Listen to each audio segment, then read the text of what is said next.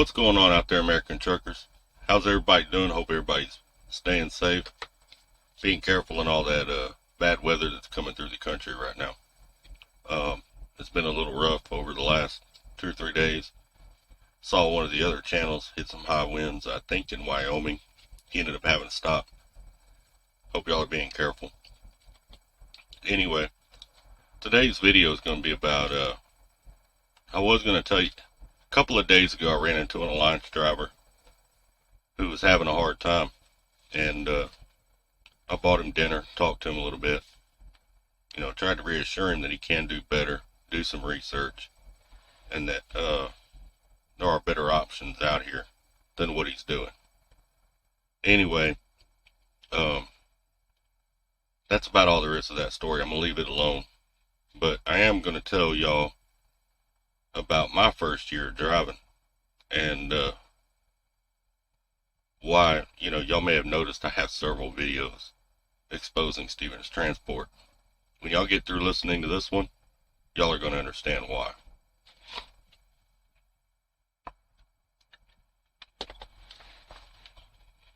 I'm out here on the road. Closest thing I can get to beer. It's Pure Leaf Sweet Tea, and I live on it. I drink that and water. That's all I drink. But anyway, my first year driving. As y'all know, before I came to trucking, I was doing electrical in the plants. I was doing a job up in Cedar Rapids, Iowa. If any of y'all have ever run 380, you'll see the two large stacks that are smoking. That's steam. That's actually a ethanol refinery right there. It's owned by ADM. The stacks, where the stacks are, that plant's been there for years, but they built a mirror unit to it right across the street from it. If you haul bottom hoppers in that area, you've probably been there. But anyway, I was working in that unit, working for a company out of Houston, Texas. I got laid off on Wednesday, and I was in Stevens Transport School on the next Monday. I already knew I was going to take a little bit of a pay cut, but I didn't do a lot of research past looking at Stevens' website. And according to Stevens' website, it was going to cut my pay in about half, but it was a lot more than that. But even cutting my pay in half, I probably could have made it. I needed the insurance. I was married at the time. My wife was pregnant with my youngest daughter, and that was a big factor in me going there as well.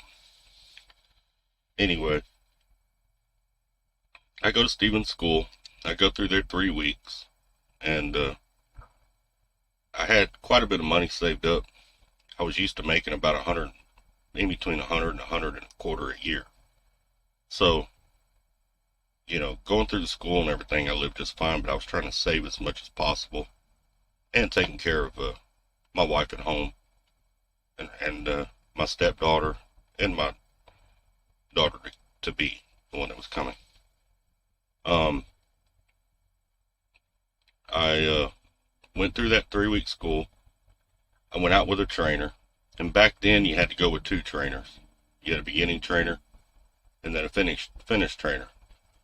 So, went out with the beginning trainer, did 3 weeks, went back, did OR2, went out with a finish trainer, did another 3 or 4 weeks, and then I went solo.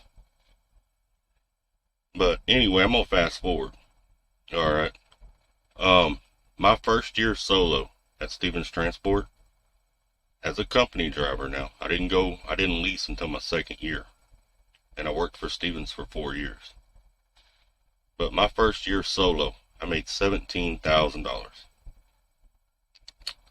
Still have that statement in a file at home. And one of these days when I'm home, I'm going to grab it so that I can put it in one of these videos. But I made $17,000 and some change. I was told that I would make 60. Alright. That's how little trust I have in what a company website and what a company website will tell you you'll make. I don't believe it at all. It's BS in this industry. Um, but anyway, it was a long way off. Um, and I don't know how they get away with false advertisement, but it was, and it still is.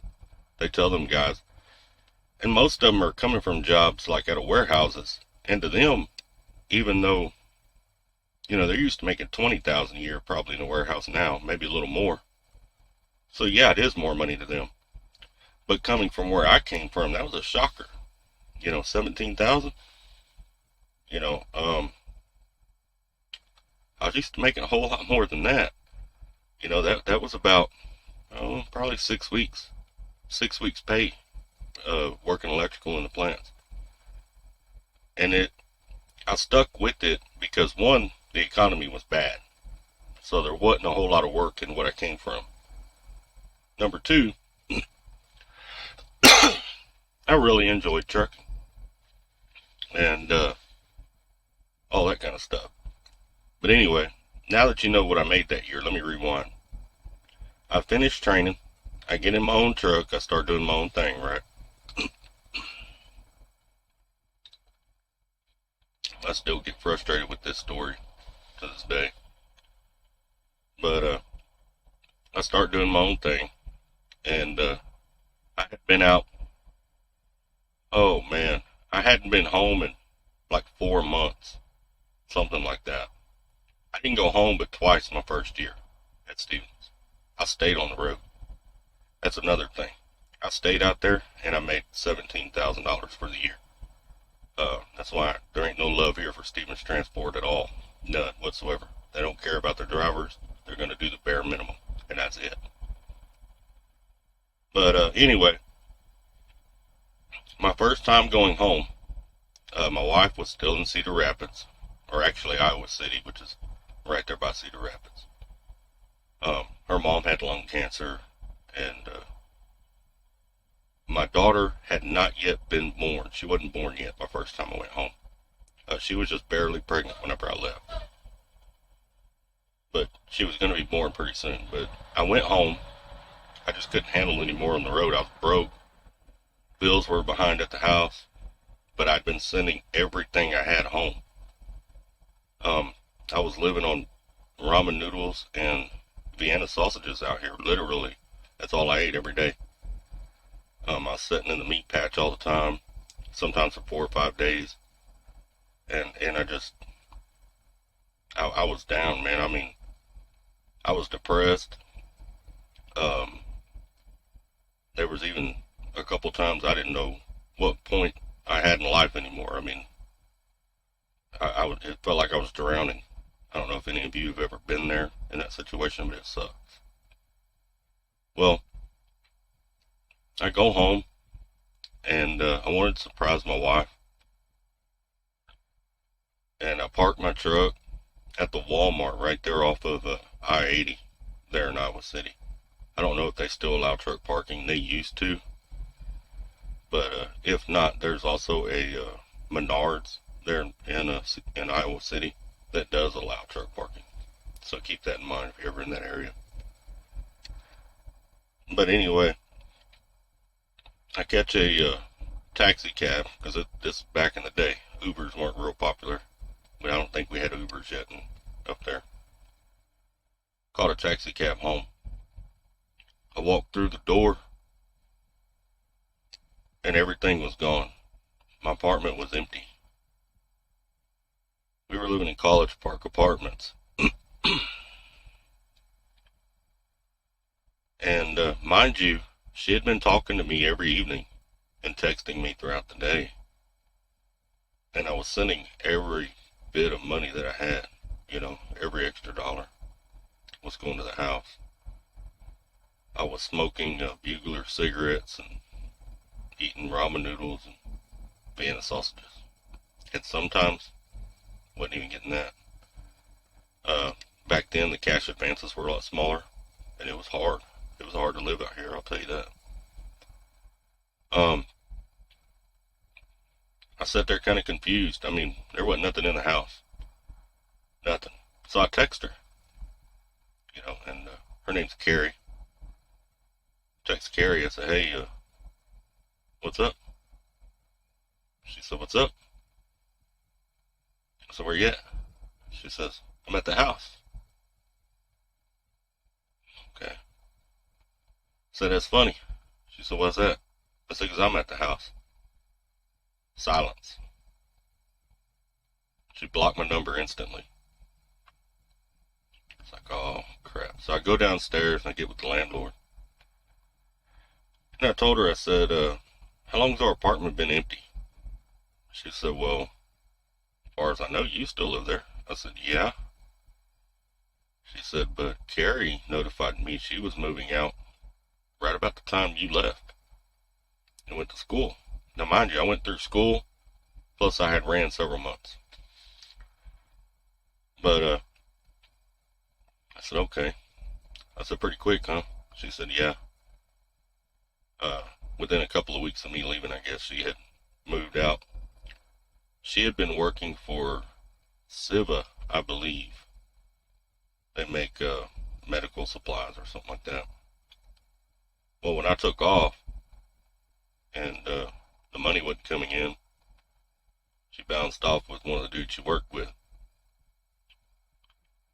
And that was my first trip home. I spent 3 days there trying to figure out what was going on and where she was. Never did figure it out because I moved a couple towns over. And I'm getting in contact with her ex-husband. And he was able to give me a little information. And I wasn't there when my daughter was born. And I didn't find out she was being born until the last minute. I went back out on the road. I worked a couple more months. And then I went home to South Texas to see my family, my parents, my sister, and all of them. And you stack that on top of what I made, it sucked. You know, and other than enjoying driving, the only reason is I wasn't making no money. You know, because I thought about going home. I could probably go to work for Walmart and make more money.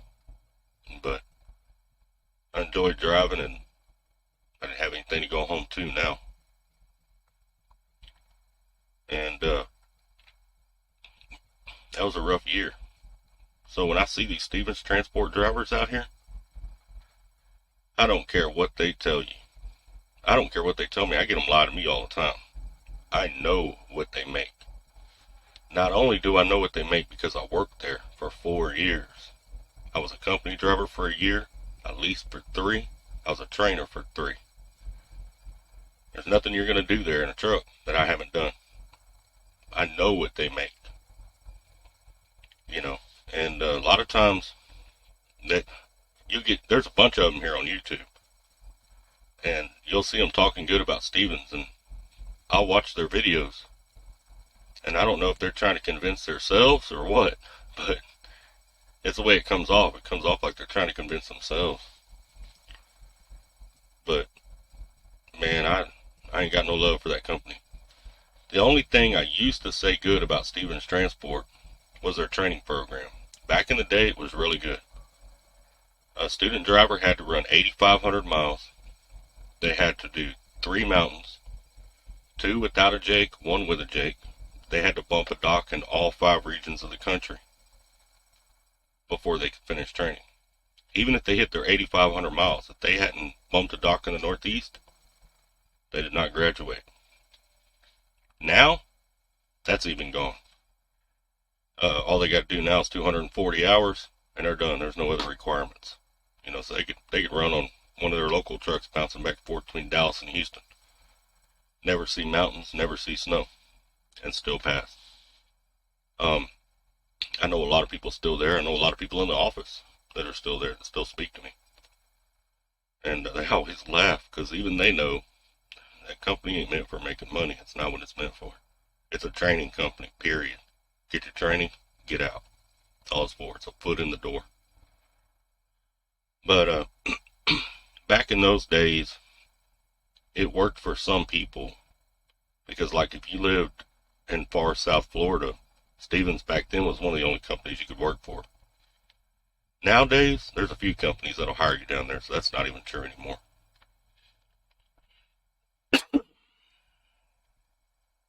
So there ain't really any reason to be sitting at Stevens Transport. You know, whenever I talked to this driver the other day, he was talking to me about what he was going through. I just shook my head because I understood. And I felt bad for him. You know, he had started out a company driver. He thought if he leased, he'd make more money. I remember having that same train of thought.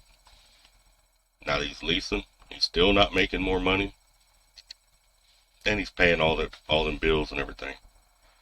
Stevens should be ashamed of himself. You know, Steve Aaron, he was the original owner.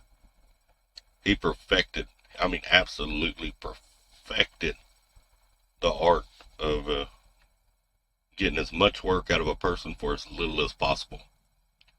His kids run it now, Angela and her two brothers. And they're a little bit better, but not by much. I'll tell you that now, not by much. And I'm not sure if the old man's still alive. You know, I haven't asked or anything like that, but he had it down. He knew. I mean, it's like he had lawyers that told him just how far he could push it without being sued. And he went all the way to that. It was a high-stress company. The only thing good about Stevens Transport is they have awesome equipment. But they have awesome equipment because a lease driver's payments pay for 2 trucks.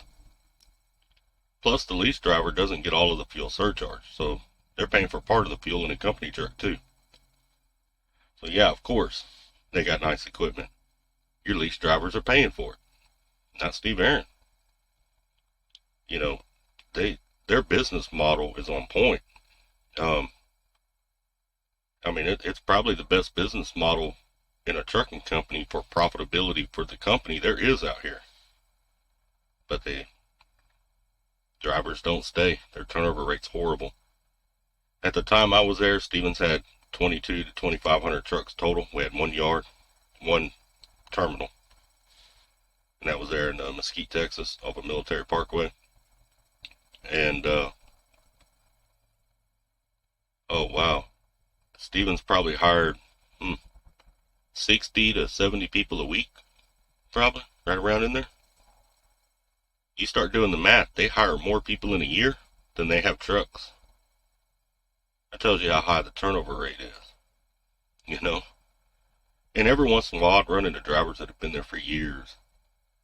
Most of them had the same thing. They liked driving, but they figured all trucking companies were the same. And I'm here to tell you that if you're there, they're not. They're not all the same. And as a Stevens driver, I got a lot of love for you because I started there. I feel bad for a lot of them.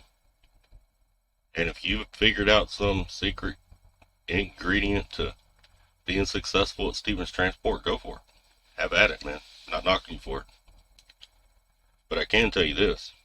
You can type in Stevens Transport on YouTube. You can go from creator to creator to creator. There's hundreds of them. Watch their first video about Stevens Transport. Watch their 2-month video about Stevens Transport. If they get to a 3-month video, watch it. If they get to a 6-month video, watch it. They get progressively worse. Progressively, they talk more and more crap about Stevens. Finally, you'll see them leaving. At 1 year there, I was the only one out of my entire class that was still at Stevens. At 6 months, there were 3 of us out of my entire class still at Stevens. I'll tell you something. But, man, drivers, you see one of them Stevens Transport drivers out there, even if he don't want to admit it, and if he looks hungry, get him something to eat, man. Help him out. Talk to him. If you're working for a decent company, you know that'll treat them better, try to talk to them. Try to talk some sense to them. Stevens Transport puts some guys through a lot of classes. They're real good at brainwashing them drivers. I went through a class there, I think every 3 months. They had a summer workshop, winter workshop, fall workshop and spring workshop. And then they had a VDPE class once a year that was 4 hours long. But it was like every time you went into one of them classes, they just drilled you and hammered you with BS. A lot of it wasn't even true. They just piled it on you, you know. Heck, when I left Stevens, it probably took me 3 years just to get all that nonsense out of my head.